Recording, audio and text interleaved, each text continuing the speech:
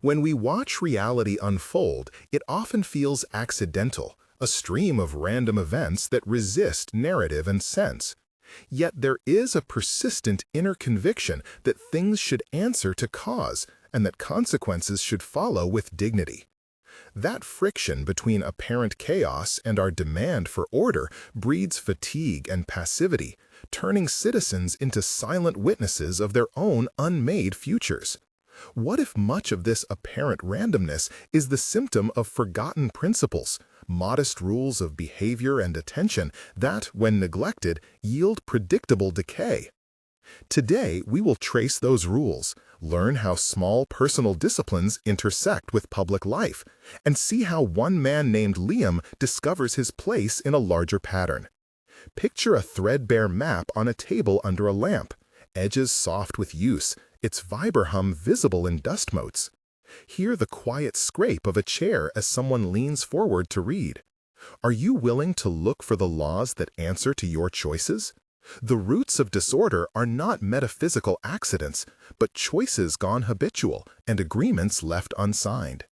In neighborhoods where trash accumulates not because of infrastructure alone, but because neighbors like Maria stop answering the shared calendar, neglect spreads. On a morning sidewalk, Daniel avoids eye contact. The air tastes of stale coffee, and the city feels heavier. A short exchange under a lamppost captures the drift. Maria says, "I thought someone else would call the council." Daniel replies, "I thought you had the schedule." Maria says, "Then we all thought, which is how nothing gets done."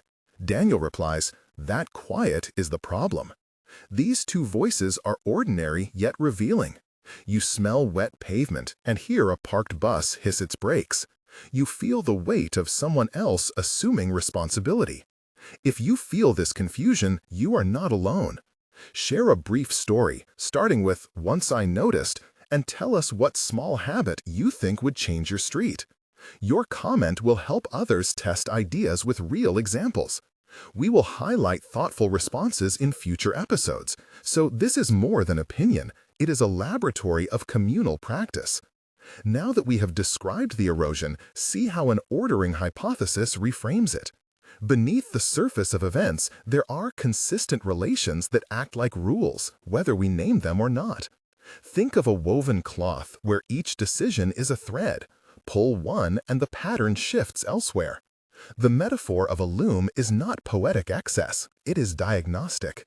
You can almost see the fabric under sunlight, the threads catching and resisting like small tendons when you touch them.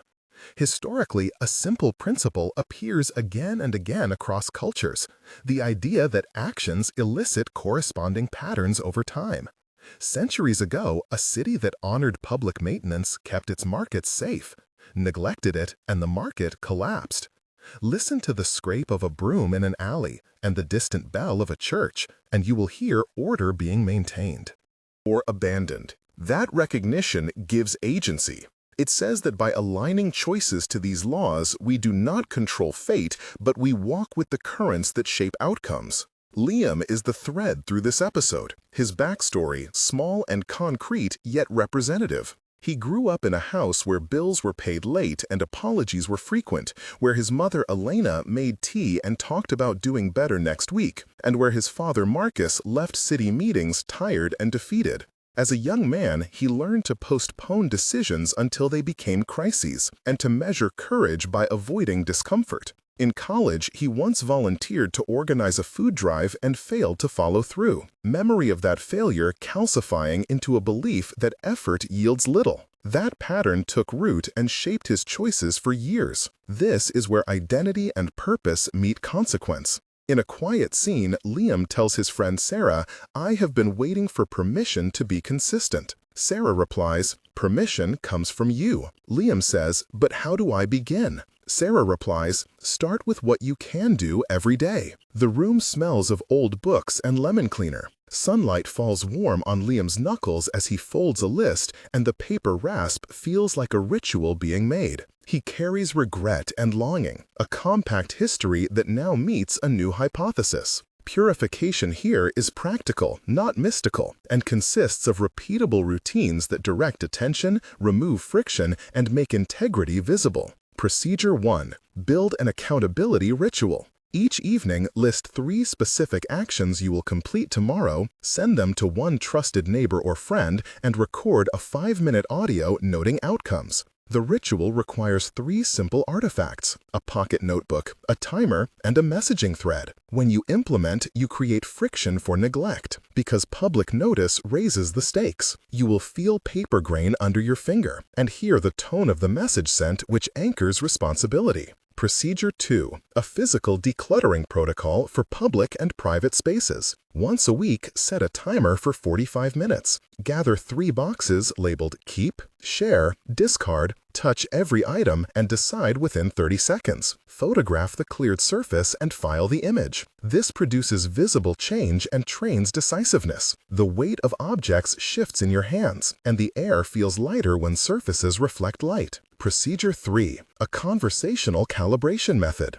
Before any communal meeting, list 3 outcomes you want to avoid and 3 you seek. Invite 3 named participants to read them aloud at the start, record the first 15 minutes, and review 1 week later. The practice makes intentions audible and measurable. Each protocol here is technical in steps, but simple in tools and senses: sight, touch, sound. History offers parallels that legitimize this approach. Look at the Code of Hammurabi, where early societies tied legal clarity to social reliability. Recall the reforms of Solon, who reorganized obligations so citizens understood what sustained. The polis. Professor Chen describes how ancient irrigation codes required communal labor and rewarded punctuality. Mayor Thompson, in a modern case study, reports that when citizens resumed small maintenance rituals, a market district regained foot traffic. Elena remembers the community garden where neighbors agreed to 1-hour shifts and the soil smelled rich with turned compost. Marcus recalls the first month when attendance doubled. These voices show that when rules are clear and practices repeatable, outcomes change. You hear the sound of tools in a communal lot and the glad exclamations of someone who finds cooperation again. Such references are not nostalgia, but evidence that structures of habit alter city life. The moment of tension arrives when Liam faces a public forum and must choose between the old habit of silence and a public vow. The room is packed with neighbors, the air lambent with fluorescent light, chairs creaking under bodies. He stands, heart hollow with doubt, palms cool and slightly damp. For 300 words, the scene slows. Liam remembers failing the food drive and imagines the room laughing if he promises too much. He sees Maria folding her arms and Daniel watching from the back. He thinks of Sarah saying, "Permission comes from you," and feels the weight of a new map. He exhales, records his 3 daily actions into the accountability thread, and speaks, "I will organize a weekly corner cleanup for 8 weeks." A voice asks, "Will you be consistent?" Liam replies, "I will show up and report every day." Another neighbor says, "What if you fail?" Liam replies, "Then I will confess it and ask for help." The sound of a chair scraping is loud and honest. Resolution comes not from perfection, but from the choice to act under principle. 1 month later, the immediate results are small but visible. The corner has less litter, a bulletin board holds rotating schedules, and people like Maria and Daniel show up on staggered shifts. Liam posts nightly updates that read like a ledger of choices, and neighbors comment with short notes of encouragement. You can taste the faint citrus of a cleaner on the bench and hear laughter where there used to be silence. Community energy shifts. A teacher named Aisha brings her class one Saturday, and the children plant seeds. This first month is a test where integrity grows in inches, not leaps, yet the ledger of small acts begins to shape expectation. 6 months later, the pattern is clearer. What began as a weekly cleanup becomes a neighborhood norm. The market sees more foot traffic because stalls are cleaner and safer. Mayor Thompson cites the Corner Project in a city newsletter, and Professor Chen includes the case in a study on civic micro-practices. Elena and Marcus attend a planning meeting with Liam and share how their small changes at home made space for public attention. New volunteers like Sarah and a youth named Omar coordinate supply runs, and a local cafe offers discounts for volunteers. The fabric is mended in threads. Relationships solidify into institutions. The change is not utopian but durable. Recap now the lesson: the world is not irredeemably random. It is responsive to repeated, principled acts. Start by choosing one ritual from the procedures above and commit for 30 days. Share in the comments your Once I Noticed story and your small habit.